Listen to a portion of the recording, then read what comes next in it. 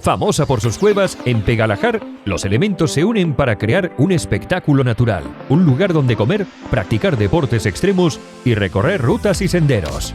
Aquí es donde Cachopo King quiere estar y ha plantado la bandera con su nuevo local exclusivo, El Rincón de la Charca. Disfruta de sus carnes a la brasa en su amplísima terraza justo al lado de la charca, junto al parque infantil. ¿Tienes un evento especial? Reserva en su salón interior.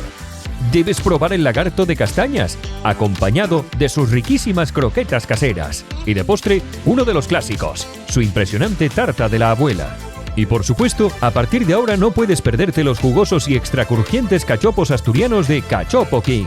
¿Eres fan de los sabores potentes? Prueba el picadillo, cachopo de ternera 100% asturiana, relleno de picadillo de chorizo asturiano con queso de Cabrales. O el blue, relleno de lacón, queso azul de cabra y pimientos del piquillo.